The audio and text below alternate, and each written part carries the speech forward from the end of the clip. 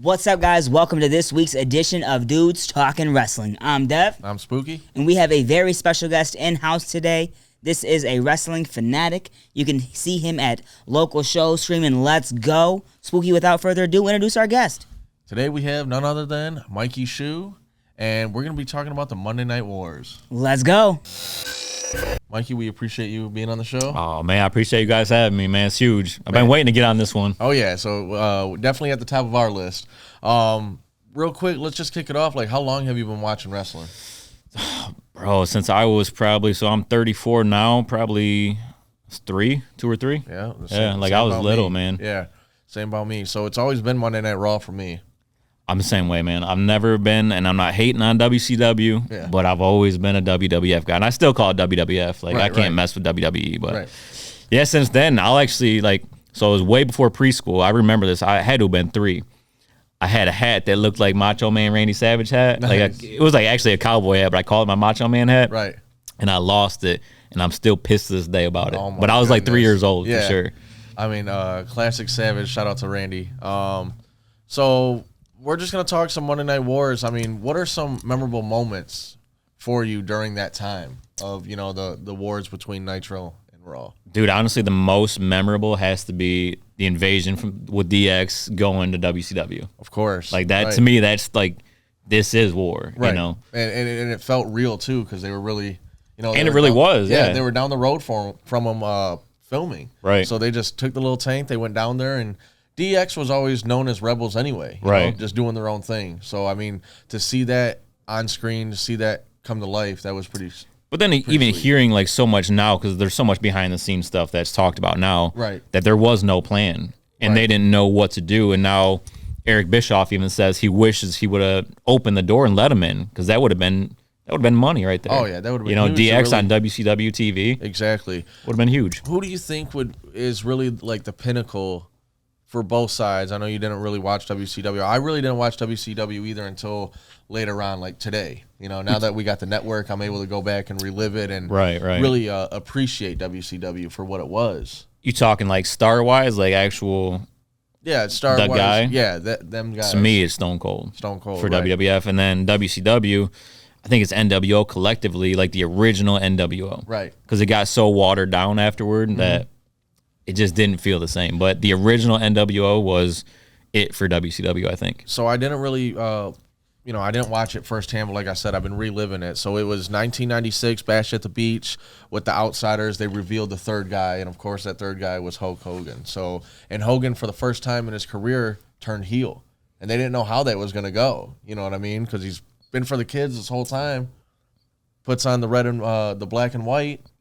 And that was another thing, hearing behind the scenes, he wasn't even fully committed to it till last minute, right? Right, yeah, exactly. So even Hall and Nash didn't know, man, is this guy... Is he coming or not? They had a backup. I think it was going to be Sting. Yep. That was going to do it, and it definitely wouldn't have lived up to its expectations or the longevity. It wouldn't have been the same. No. Not at all. Hogan always being that all-American, eat your vitamins and your Wheaties or whatever. Yep. But it didn't matter to us. I mean, as far as I was concerned, I was over there watching DX. I was over there watching Stone Cold and Tyson. I was The Rock was having his moment too with that. For sure. And then, I mean, even at the time, being a young man, all the divas, they had bra and panties matches. They had everything we needed to look at. Everything, you know what I mean? Man. So Tori Wilson getting in come on. Sable, come on now. That attitude Stacey Keibler, legs. Oh, come on. That attitude era was really transitioning over.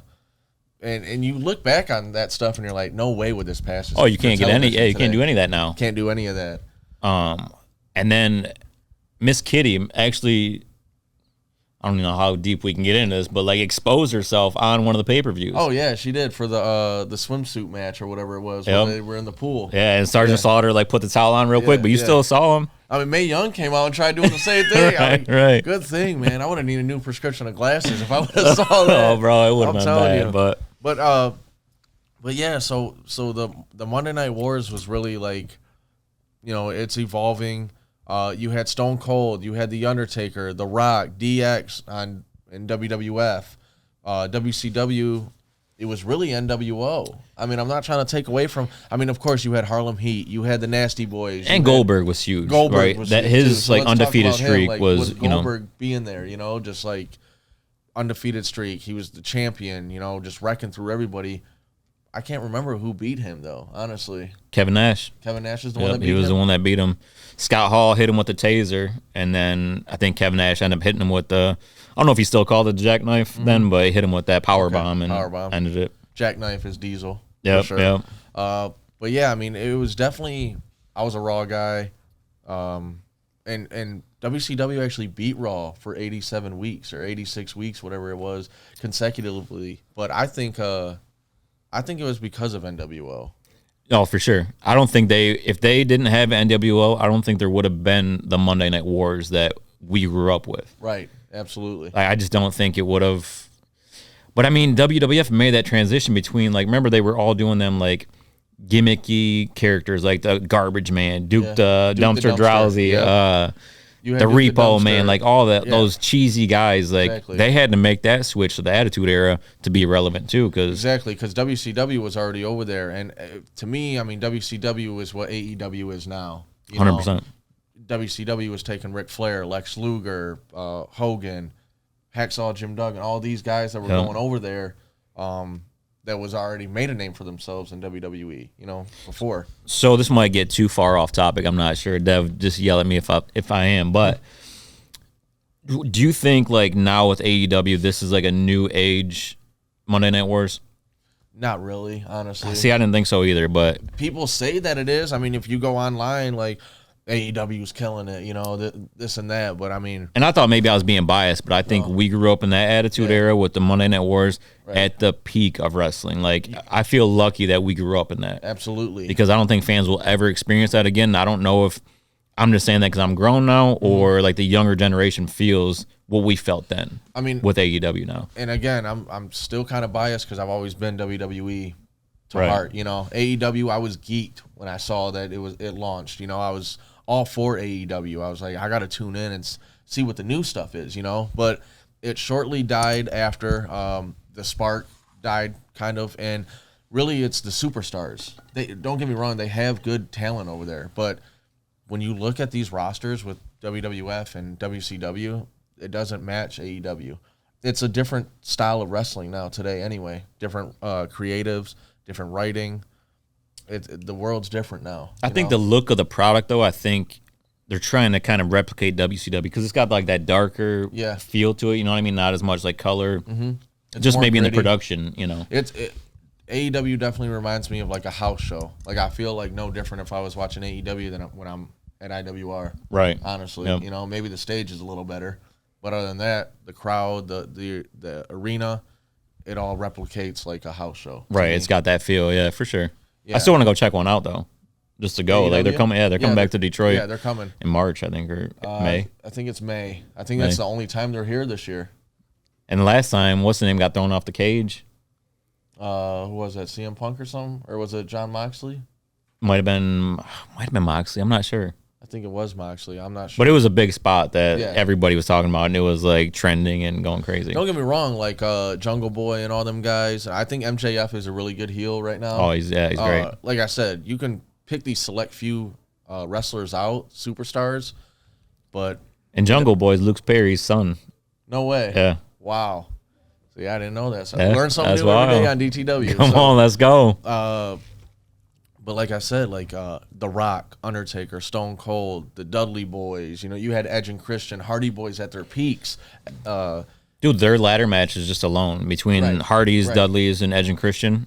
And even before Edge and Christian broke out, even the Brood was pretty good. I love the Brood, man. The Ministry. I don't think Gangrel gets enough credit, honestly. No, he doesn't. I think because Edge became Edge and just killed it. But I love how he pays homage to him though. Still with the Brood entrance and all that. He came out within this past year, right? Yeah. With the Brood entrance. Yeah. Oh yeah. So I love that he's still paying homage to that. I would like to see Gangrel even He doesn't need to be a full-time wrestler, even if he had a Legends contract or even if he came as a manager. Like that would be a good guy for the Judgment Day, honestly. Dude, he took the idea as soon as you started getting on this track. I'm like, man, that'd be perfect. And I don't mean to take away from the Monday Night Wars, but I got to talk about the Judgment Day real quick because I'm highly disappointed. It had the potential up here, and it just shot down. You know, Do you think they should have kept Edge in? I think they should have kept Edge in. So. I think that Edge should have been their main guy, you know. Bringing on Finn Balor was all right, but it's just like I think what they're Damian doing. Priest is a good fit. I think he's great. Rhea Ripley's a good fit. You know, Dominic Mysterio. It's just I get that whole mommy and poppy storyline, right. But they should have just done Dominic outside of that. Then you know what I mean? They should have just broke them off and kept. It would have been good for even Finn, Damian Priest, and Edge. I think that would have been a great one. That's like a new age Shield. Yeah, almost. You know, like a darker version. But yeah, so we got off topic with the Judgment Day, but I could talk all day about Judgment Day. Right. But and Rhea Ripley. And Rhea Ripley too. I mean, she's, you know, she's everything right now. Dude, you know what I mean? Like she's gonna win at WrestleMania. I think. Oh yeah, she definitely deserved her Royal Rumble shot. I'm so happy that she won. They're doing it right. The writing is right. It's sure. right there with everything that they got going on. But yeah, like WCW. They had it though. You know, when you look back and you see like these storylines were actually pretty intriguing. Yeah, some of the writing was bad, but the superstars again. You know, WWE. How are you going to top that? You know, you're not able to top that. I don't think. I really do feel like it was like a magical right place, right time for so many things that lined up to make that such a successful era in wrestling. And I think I'm gonna tag Devin, and I think he's gonna talk a little bit about the invasion and kind of like the ending of. WCW, you know, where I think it's in my notes right here, March 26, 2001. So that's when WWE bought WCW, and even that storyline was borderline. Is it real? Is it fake? What's happening? Right. With Shane, Shane coming in with them showing Raw on Nitro screen, showing Nitro on the Raw screen. So Vince McMahon played his role to a T. I mean, the Austin McMahon feud. Then you had the Hunter McMahon feud. You had the McMahon and Ministry feud. Vince McMahon played a lot of these roles, and he did it right. So real quick, though, talking about the whole McMahon-Austin stuff, Stone Cold driving the Zamboni in Joe Louis Arena. Oh, yeah. Were you there? And hitting the ring. I wasn't, but we got to talk to D-Mac because either he was on the Zamboni somewhere or like right there whenever Stone Cold did that. Really? Yeah, and I forget the story, and I don't want to mess it up, but D-Mac was like around for that. That's a pretty interesting story. And then he threw The Rock threw the Intercontinental title off a bridge in Detroit. Yeah, he did do that. I remember that. And I'm still wishing I could go find that in that river. Come on now. You know someone was down there with a little net, though. Dude, ready to fish that boy out. Oh, man. I wish I could have that title. Man, that would have been great. I remember having the little replica Smoking Skull belt when I was I had all the replicas. Oh, yeah. I was walking around like, no one beating me. You know what I mean? But I'm going to tag Devin, and he's gonna chop it up about the invasion. Awesome.